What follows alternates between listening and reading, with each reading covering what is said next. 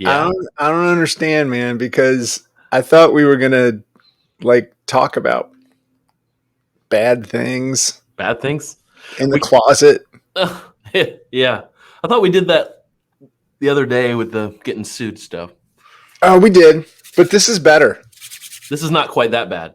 No, this is just days we really screwed up. All right, let's go.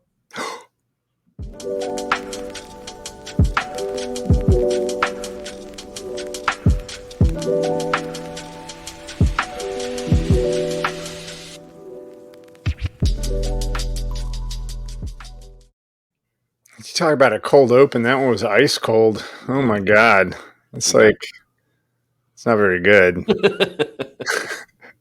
I'm pretty sure that's why the audio version that doesn't have the cold open. Right. That's why more people do that. Something special for the video watchers. I feel taller than you. Like I'm watching what we got going on here. Maybe I'll scoot back a little. No. Then I can't hear myself. That's no good. For those at home, I apologize for the change in audio quality. Let's do the all forehead show. Oh yeah, no, I can't go much further back because my forehead extends to the back of my head now, so I can't really do that. Gene, last week I did a newsletter that felt repetitive, and the subject line was another rough day. So is this one yet another rough day? Yet another rough day, and how to get through it, and that's why, like when I was telling you, we just need to tell more of this stuff because like when we did we got sued episode, we had a lot of people reach out going, oh my God, I'm having a bad day, but it's not that bad. Hey, so whatever we can do to help you guys. So the catharsis of this stuff I think is great. I just wanted to really quickly, I'm not going to say who sent these because I don't have permission, but we got some great stuff in the mailbox. Do it. The first one I thought was great. You had me at Fearless Reader. So these are all people who basically responded to the last newsletter. Right. I needed this today. I already added expression is the opposite of depression to a Post-it note. I thought that was a great phrase. And I don't know who really gets credit for saying that originally. Right. So I'm taking credit. No. Expression is the opposite of depression.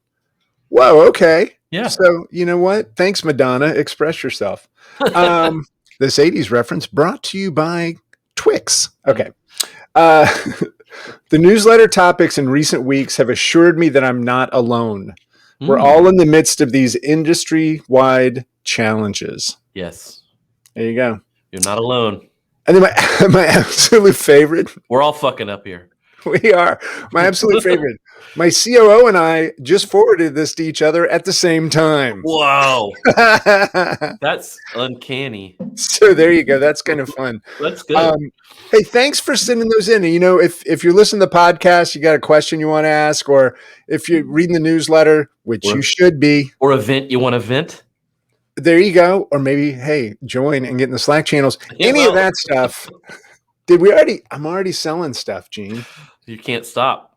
I'm like a door-to-door membership salesman. But seriously, like send us those notes. They go so far. I mean, they help us understand what's going on. But today, Gene, as opposed to hi, Gene, I am so sorry. That's like 5th grade. Did you have to deal with that a lot? I apparently still do. No, dude. If there's one thing I know about you, it's not hygiene. Nah. No, that's not coming out. Do.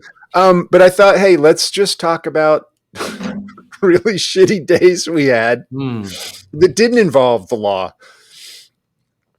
I mean, at work. Well, I did just get a feed. Okay, but was it that bad? Nah. How fast were you going? 60 and a 45. Ooh, that's not bad. Yeah, it wasn't too bad. I got pulled over once doing 108 and a 55. Did you go to jail? No. Oh, wow. It was a county road from Ocala to Gainesville, and I had a souped up Mustang. Like things it. And the cop pulls me over, and he was like, "There's nobody on the road." And he was just like, I was literally going home when something just flew past me. It was you. And I was like, yeah, And he was like, yeah. He goes, pop the hood. Yeah. And, Let's see. there's the privilege coming through for you. Oh, hey. Yeah. But yeah. So that wasn't a bad day. Gene, what you want to go? I got 3 here. I just realized a 4th one. I did have a couple of people ask me about the IRS thing with Pilar Sanchez. So I probably should share that story a little bit too. I don't think I've heard that story. Well, I just mentioned it briefly on the last episode, and a couple of people came out. So, but you know what? I'm going to start actually with the only job I had in college. Gene, I was a sandwich artist. I worked at Subway. I've heard that. For 3 nights. 3 nights? I was the jackass who had to pay a deposit for my apron because I don't know. But wait. They make you make a deposit for your apron? Yeah, evidently a lot of people just like make a bunch of sandwiches and bail. Well, but that's kind of lunch, right? I guess I got to this point where my dad was just tired of floating me over the summers. And so I go and I get this job, and it's across the street from a nightclub called Electric Avenue. And it was just a shit show at 2 a.m. Sounds like it. When that place let out. And the first night I was there, I guess I worked and my shift was done like around 8 p.m. So not a big deal. And evidently I didn't burn the joint to the ground. So they let me close the second night I'm there. Was Subway. I get to close. Now there was somebody else there who had been working there a while. But I remember at 2 a.m. because we were open until 3 a.m. And at 2 a.m. that nightclub let out and so many drunks came over. And I mean, it was like, Puke City. It was like all this junk, everybody yelling at us, all this kind of stuff. And so on that 3rd night, I unplugged the sign and I locked the door and I just went in the back. And they're like, you're fired. Oh man, because that was their most profitable hour of the week. And like Friday night, Saturday night. Your job is to make sandwiches for drunk people. Yeah. That's all you have. That was it. And so there was that. And then there was also that we had earlier that night agreed that we were going to do it. Me and the other person I was working with, he had already gotten another job, a sweet gig at Winn-Dixie. And I remember we called a bunch of friends and we were like, it's free triple meat tonight, And so, yeah, that happened. But I will say this about that experience. Yeah, why was that bad though? That sounds like a great afternoon. Well, the late afternoon, early evening was great. It wasn't until again when, okay, so I stole from the company. That's what we're saying. What's your problem? And I locked the door and unplugged the sign. But the thing I found out the next day, the guy who was the manager calls me at like 7 a.m. Because I had left a message for him the night before. And the message was, hey, we kind of trashed the place. Sorry. You get a call from him at 7 a.m. Hey, corporate's coming in today to meet with me. I can't get in there because I have a DUI. So I had to go pick up the guy, drive him the like 40 minutes to that place from where he lived, right? He lived in the outskirts of town.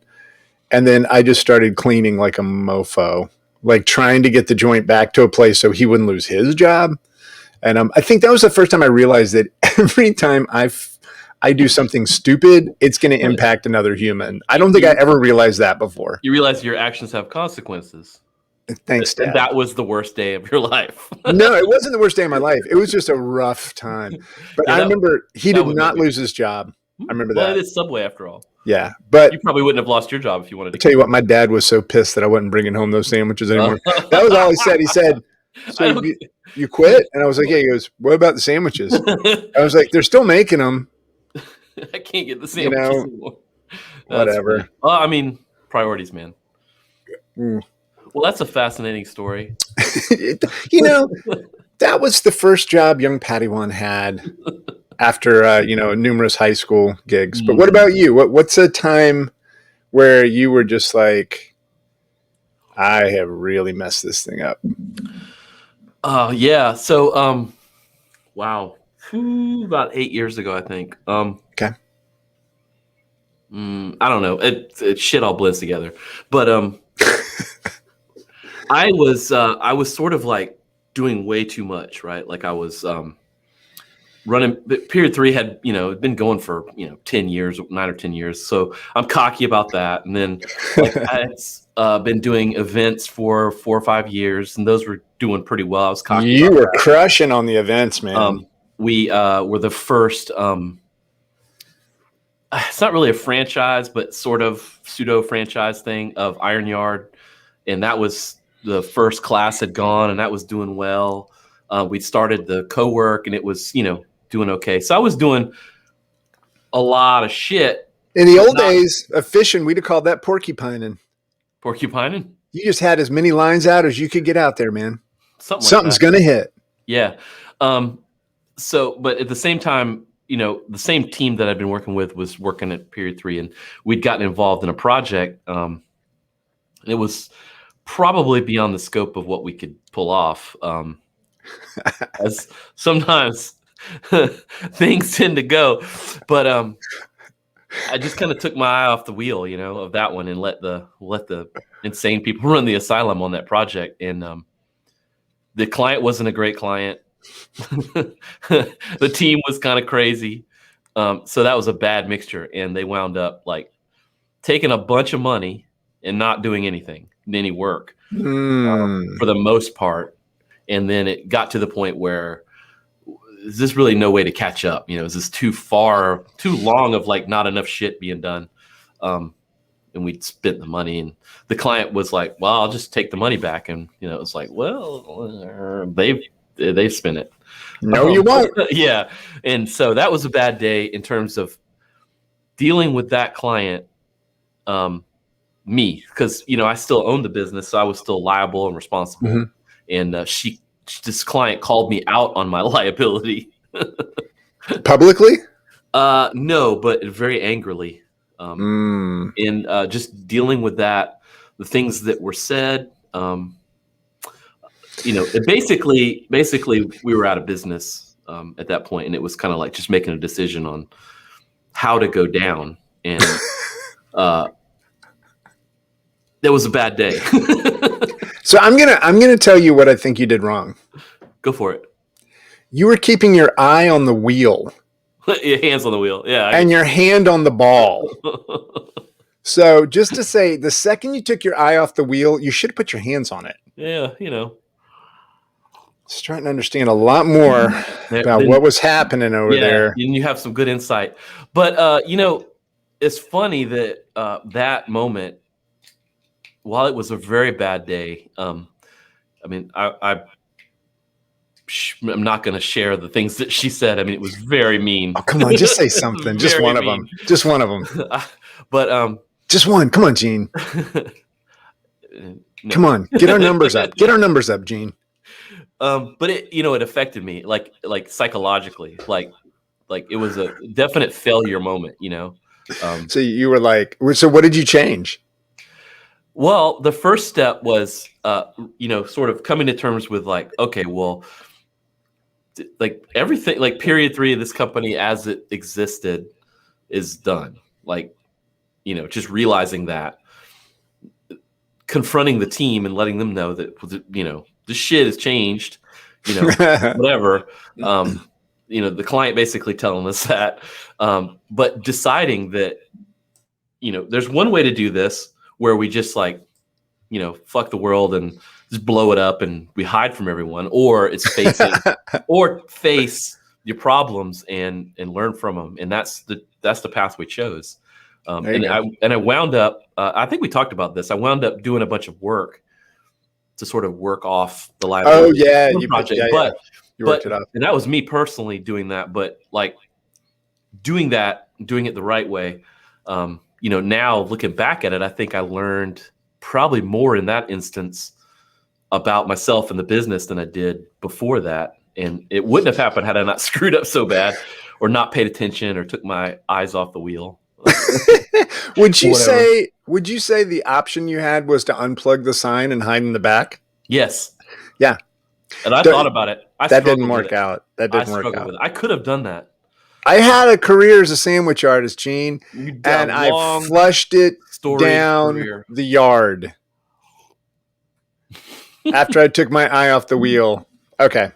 But that was a very bad day. You talk about bad day, but that was not a bad day in terms of like, the police didn't show up or like I wasn't sued. There was no lawsuit. Yeah. It was nothing. It was like no, there's nobody knocking on the door trying to come punch me in the face. It was just, this person was hundreds of miles away, but we're still able to get into my head. I mean, they got into my head for a good week. And it was, it was bad. And How much money?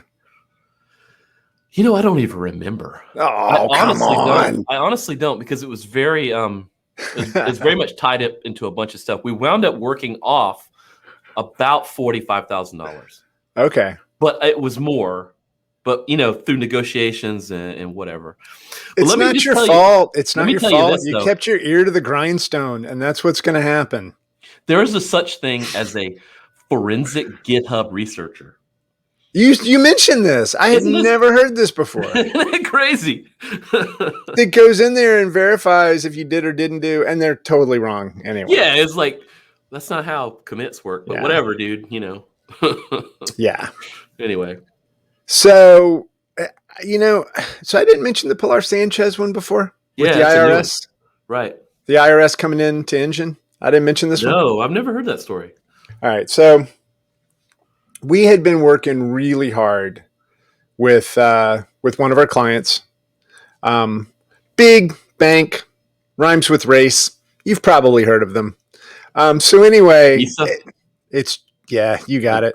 No, it's Chase, right? So we had this amazing opportunity. We've been working with the Jacksonville group, which they manage home equity and they manage lines of credit and all this kind of stuff. And there was a group in Jersey that was coming down. And they wanted to meet with us because they'd seen the work that we'd been doing. Mm-hmm.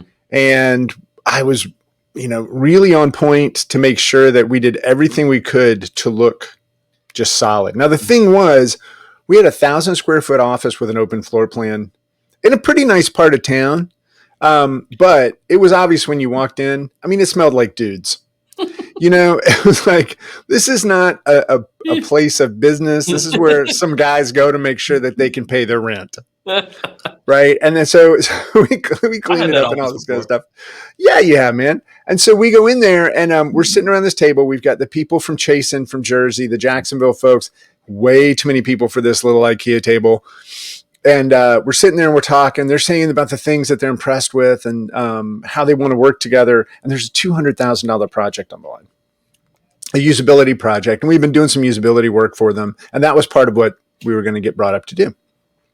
So right about then, the door opens and we look like a retail place, right? Like, I mean, occasionally people would walk in and just be confused. And, we would say, unless you need a website. Yeah. So this woman walks in.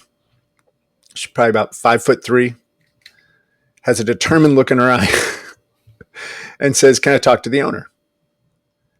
And I was like, yeah. And so I stood up because I was like, I don't want to be disrespectful to this person. Obviously, it's a big deal. And so I walked over and I was like, yeah, how can I help you? And she goes, I'm Pilar Sanchez with the IRS. I need to speak with you about some of your tax payments. I went, okay. And I literally said, if this is like a jail and bail or one of those kind of things where somebody sends you over here and then you rough me up, I'd really appreciate it if we could do this later. And she shows me her badge and she goes, it's not a jail and bail. Yeah, we need to talk. We're going to do it now. I was like, okay. So in a 1,000 square foot office, I walk over to one corner and come here. So we go over to the corner. We should have gone outside. In retrospect, we should have gone outside. Probably. But that may have even been worse because our windows you could see out, but you couldn't see in. So then suddenly everybody would have been there. So I go over. They've been in the window. All I can think is I've just got to give her money and she's going to go away. Woo! And so I said, Detective Sanchez, Miss Sanchez, I don't know what your name is, right? No, but I basically said, what do I need to do for you to be able to leave right now? And she goes, I need a payment of $16,000. And you're like, what?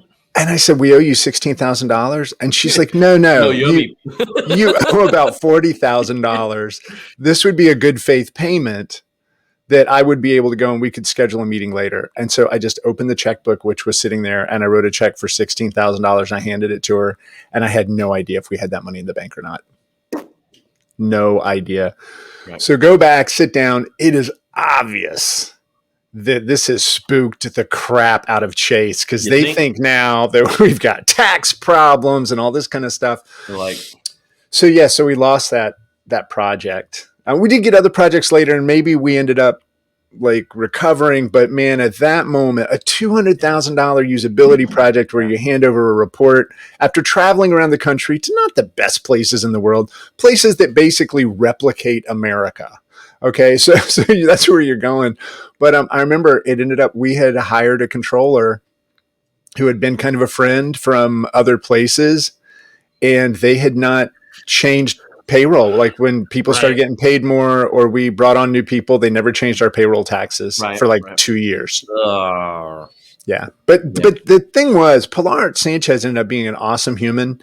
And I'm sure she just got the runaround every time she went anywhere. Oh, come on. But I went in there and sat down with the controller and he owned it. And she goes, look, I can get rid of the penalties and all that and the interest and all that stuff. And at the end of it, I think we were probably somewhere in the mid-20s that we had to pay. And I did call her after everybody left. And I said, can you just give me a few minutes before you guys check? And she did laugh. And I think that was when we kind of, she knew I was trying. Right. And, but yeah, that was a costly mistake. But I'll tell you what, I learned that day, you keep shit buttoned up with the damned IRS, man. It's like, and you never, ever want to have that situation where, maybe we should have locked the door. I don't know what to do in that office, but yeah, that was not a great day, Gene. It's a good idea to have an office with offices inside of it so you can go in there. That was a money situation. I mean, think about it. We had just started out. We were maybe in our second year. Well, you were saving all that money from payroll tax. What were you doing with it? I think I mentioned this before, Gene. Tequila. Really nice tequila. Man, that's funny. Yeah, I've never had a situation. Well, I take that back. I have had an IRS situation. So this was not a bad day. So I don't know if it fits. This was a fun day. Hey, let's have this be the sorbet into my worst day. I used to work for this company, realty.com. I know them. It's different. Like this was like 20 years ago. Parsippany, New Jersey, man. No, that's a different company. I think they sold the domain. Okay. So I just said that. Like whatever realty.com is now, it's like completely different business. This was like a long time ago. The owner is not alive anymore. Is this part of the story of your day? No. Where things went well? No. But so let's see. I don't know, but like apparently like the company blew up. Like they went out of business, whatever. They sold all the assets. So that's probably where somebody bought that domain name. Whatever, went out of business. It was a startup. I was like, oh, that sucks. I lost my job. Meh. One day, like it's like 3 years later, we're working at home, and I hear goosh, goosh, goosh, goosh, goosh on the door. Like a police officer knocks on the door. And no way. That sounds like the police, So before I can get downstairs, I look through the peephole, and there's these guys in these like blue suits, whatever. I'm like, these guys look like agents of some kind. So I open the door a little bit. I'm like, can I help you? They're like, are you Mr. Crawford? And I'm like, yeah. And they flash me the IRS badge, and the other guy has the badge. They've got guns on their hips, and I'm immediately like, what the hell did I do? Like, I was like, what'd I do, fellas? They're like, no, we're investigating this case of this person, and it was the person's name that I used to work for. And I was like, oh, come on in. So they come in, I start telling them everything I knew, and they were like, what are you doing for the next 2 hours? I was like, I don't know. They're like, get in the car. So I get in the car. They race me down to the local IRS headquarters. I didn't know there was one. There's like we have an FBI headquarters here. Yeah, it was the FBI headquarters. They had me in the room, and they made me record my statement or whatever. And That was it. A few years later, I get a letter saying, thanks, whatever we were able to prosecute so and so. Thanks for your input or whatever. And I was like, here's a gift card to Applebee's. it was like, holy shit. So try the fajitas. I tell that story in contrast to what you just told. Mm. You had problems, but you were able to yeah, there was no gun. Make some jokes, get your shit cut down by half. This guy went to prison. Yeah. Well, thank God you didn't kill him, because the way you started, I thought, so I'm podcasting with an axe murderer. No. I didn't know where we were going here. It was fun riding in that car. Like, they were driving really fast. That sounds but like what does this person do? I'm like, what? They never told me what they were doing, but like, holy shit, what was I part of? What was he doing? I was just building a damn website. Do you want to hear the worst one? You want to hear the day I thought my career was over? Let's do it. The sandwich career? No. Oh. This was in advertising. And we had an opportunity with Comcast. And this would have been this was for Comcast. It was Comcast, right? Before they won the acquisition wars. We had just started doing interactive stuff at the agency. Mm-hmm. And Comcast was coming down because we had a lot of success with banner ads. We were working with the Jaguars. I had talked to Yahoo. There were 7 people over there. I'll never forget Paul Murillo. He was helping me understand how to get people to click on stuff. We were trick through kings. Yeah, we could get anybody to click on something and then bail within 2 seconds. That was what we did. We're like, oh, this is a wrong turn. But in the time, we didn't even know we were doing anything wrong. Right. And so they come down. I put together this presentation. I explained the movement we've been able to get for Continental, who was our local cable provider, some other work that we had done, and how we had basically helped the Jags with some season ticket stuff. And they were like, well, this is amazing. And the guy who we were talking to was in charge of all of their interactive media, which was about $1.3 million in ad spend. Ooh. Okay. Now, he said, as he's leaving the table, this is great. Really want to work with y'all. Put together a plan so that I can understand what we'll be doing. Mm-hmm.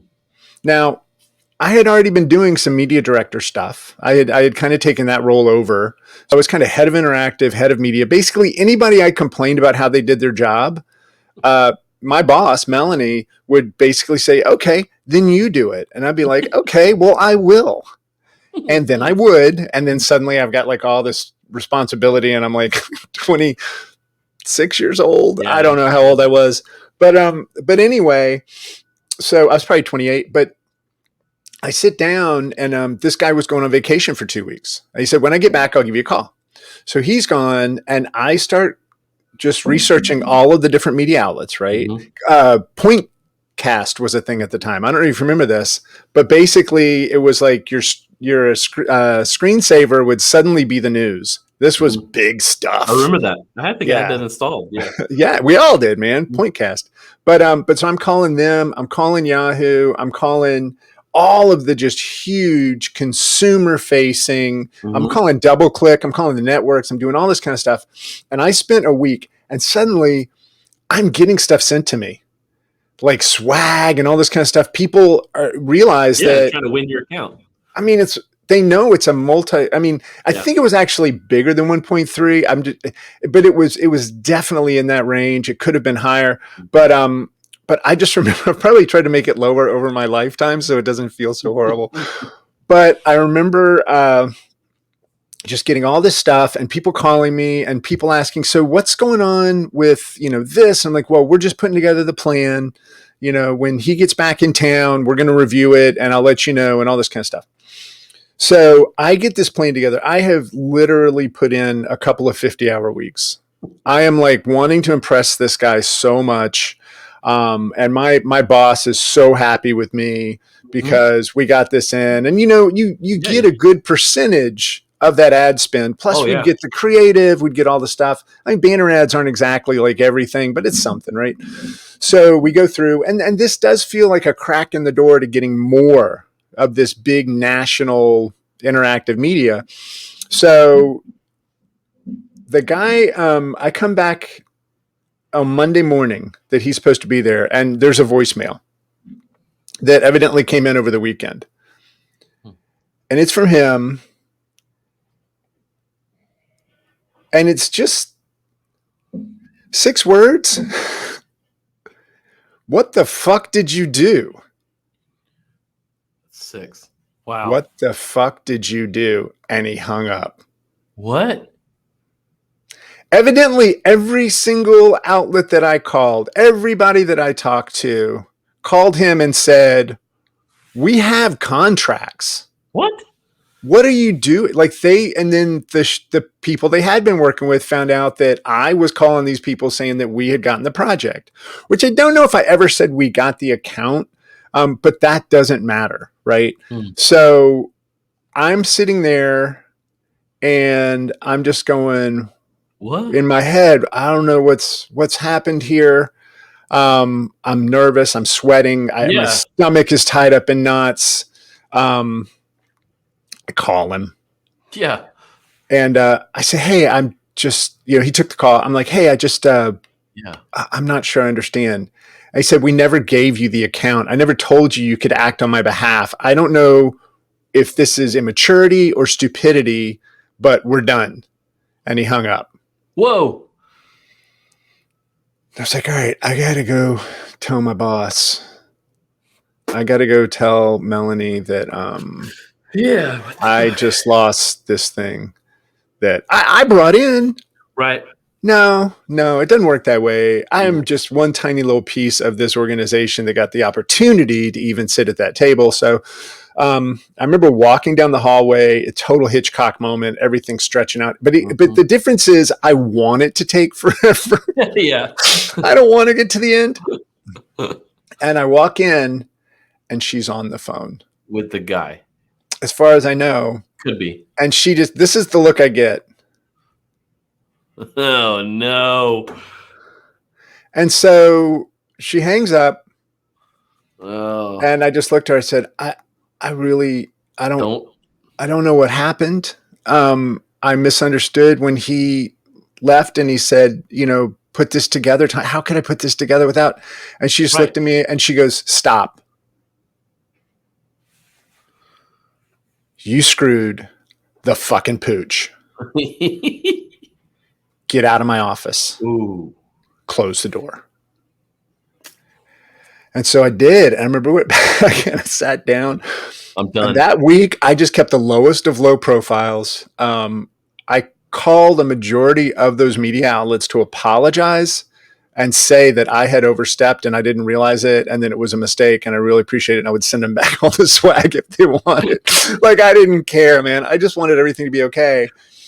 And then a few days later, I remember I was getting a cup of coffee and my boss, Melanie, walked in. She looked at me. She goes, fucking idiot. And then she gave me a hug and she walked out. And I was like, oh, thank God. Oh, thank God. But it took her a few days. And there were still people that would not look at me. I remember, man. Yeah. So that without a doubt. So did you really overstep or were you just don't understand? I don't know. I think I was so excited. I don't have video of the moment. But other people who were in the room said, you got a lot of work to do. So I just don't know how I could get those rates. I guess I could have said, I have a client. I can't explain who it is. I mean, that's the thing. Like, and I walked away from that day knowing you double and triple check before you share anything publicly about a client or an employee or anybody. Right. And you have way more finesse now in your life. I mean, in the way you deal with things. I'm very fancy. I am. Yeah. I mean, early on, all of us were very much bull in a china shop, just smashing shit, trying to get shit done.